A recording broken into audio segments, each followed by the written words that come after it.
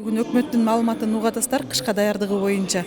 Канчалык деңгээлде даярдык жакшы аткарылыптыр, канчалык деңгээлде ишенип атасыз? Эми бул боюнча докладдын негизинде эле гана айта алабыз да. Реалдуу түрдө кандай болот ошол жооп бербей бул мыйзам заман көрсөтөт.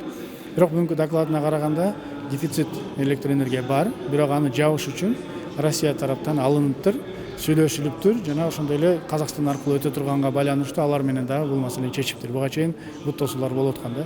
Бул маселе чечилди деп айтты. Эгерде Россиядан ошол айтылган электр энергия келсе, анда бизде такыр свет өчпөйт. Анда бизде толук түрдө маселе чечилди деп айтсак болот. Көмүр маселеси боюнча дагы ынандырып кетти. 5-6 миң сомдон кымбат болбойт деди. Эгерде ал сөзүнө дагы тура турган болсо, анда жакшы эле болот. Бирок азык-түлүк маселеси да бул өзүнчө маселе. Ал боюнча эми жакынкы араларда көрө жатарбыз. Бирок бүгүнкү күнү бун азайганы менен, баасы түшкөнү менен, бирок магазиндерде нан арзандаган жок. Айрым жерлерде дагы деле кымбат сатылып атат. Бул жөнүндө сөзсүз түрдө чара көрүш керек. Жыл сайын эле кышка даярдык тууралуу маалымат бергенде кагазда сонун маалыматтарды беришет. Анан учуру келгенде эле катуу суук болуп калды, ар кандай шылтоолорду айтышат да. Быйыл дагы ошондой себептер айтылса, сиз депутат катары эмнени талап кылат элеңиз? Биринчи кезекте эгерде кайсыл документ болбосун, кышка даярдык болобу, бюджет болобу, эмне болот? Эгерде ал бизге алып келип сөзү башка, иши башка болуп калса, албетте биз отставканы гана талап кылабыз, андан башка маселе жок.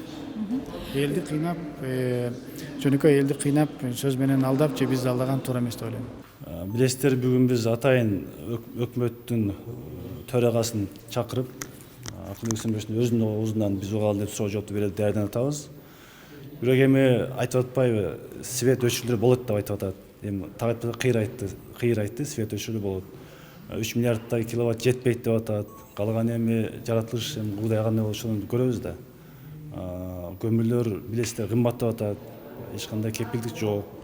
Бирок биз азыртан биз катуу айтып эскертип койсок, мүмкүн даярданышат деген биздин үмүтүбүз бар. Кандай бааладыңыз? Баалаган азыр биз толук канааттанарлык эмесмин. Себеби көмүрлөр жана свет жок деп атат. Эмне үчүн электричествону даярдаган жок. Мен канааттанарлык эмесмин. Демек бизде көйгөй болот кышында. Азыр өкмөттүн маалыматы кышка даярдык боюнча толук берип бүтүшө элек. Азыр суроолорду берип атабыз, бирок жакшы деп айтканга болбойт. Эми башталды го. Бүткөндөн кийин айтып бербейлиби? Буга чейин уккан маалыматтарыңызга таянсаңыз, канчалык деңгээлде кышка даярдык болот? Эми кышка даярдык булардын айтышы боюнча бардыгы жомоктогудай. Бирок эми аны иш жүзүндө көрөбүз. Рахмат. Эми туура бүгүнкү күндө кыш мезгилине даярдык боюнча министрлер кабинетинин төрагасы Акылбек Үсөнбекович өзү командасы менен келип, баяндамачы, негизги баяндамачы болуп, энергетика министрлиги баяндама берип атат. Эми сөзсүз түрдө булардын айтканына жакшы ниетте даярданып келишиптир. Бүгүнкү күндө баа берүү эрте. Бирок биз өзүбүздүн оюбузду айттык, сунуштарыбызды айттык, кемчиликтерин айттык. Эми сөзсүз жумуш болуп аткан жерде кемчилик дагы болот. Бирок бүгүнкү күндөгү эми даярдыгы боюнча айткан суроолорго тактак эле жооп берип атышат. Анан эми калган убакыт көргөзөт да. Баягы жакшы ниет кылып турсак, бардык нерсе ниетке жараша болот дейт.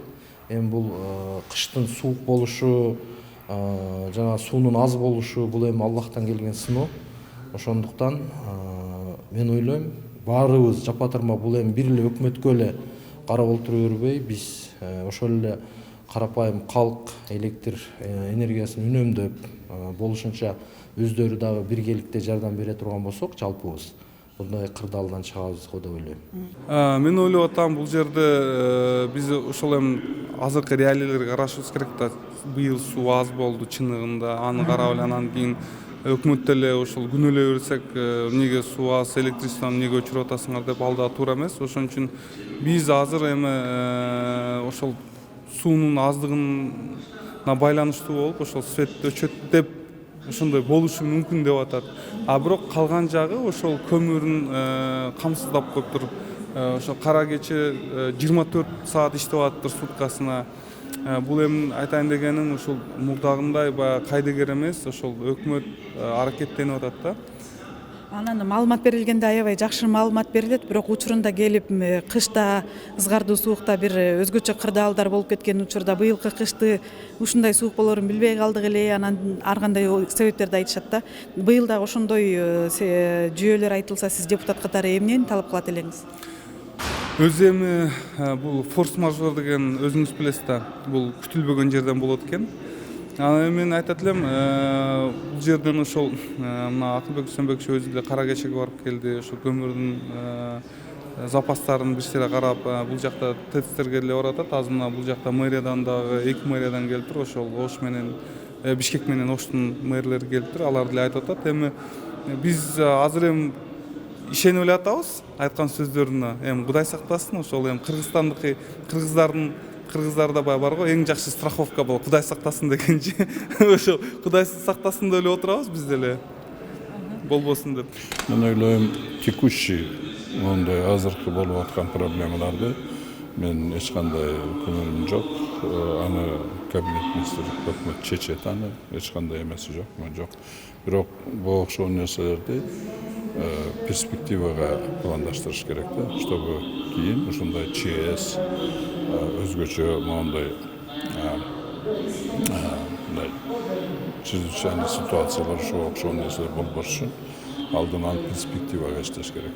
Күндөлүк могу жерде көмүр мынчада оны түшүрүш керек, аяктагында бул текущий нерселер да.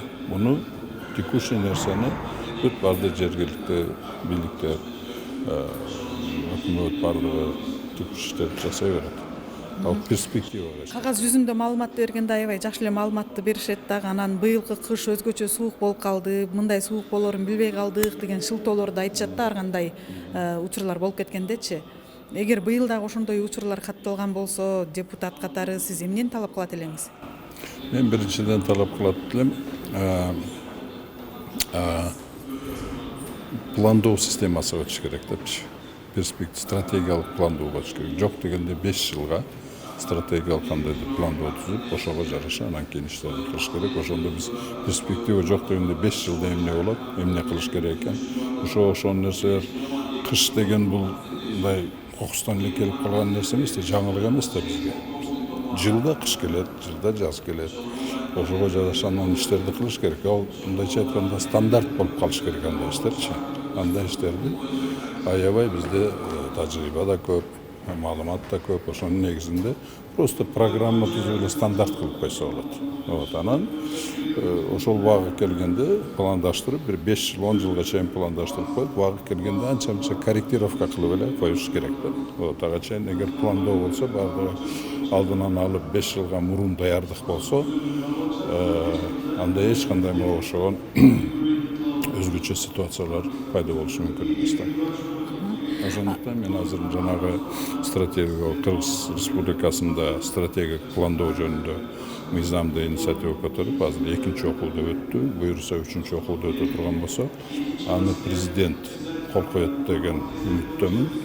Эгер ошондой боло турган болсо, жана биздин ушу жашоо тиричилигибиз бул азыр бир эле энергетика жакта мындай эмес деп башалган. Бүт тармактарда ошондой да. Ошол мыйзамыбыз, мен ойлойм, биздин коомубузду жанагы өкмөттүн ишине кандайдыр план негизинде тартипке салып, кандайдыр планга салып, перспективасын иштей турган, иштегенге жардам бере турган документ болот деп ойлойм.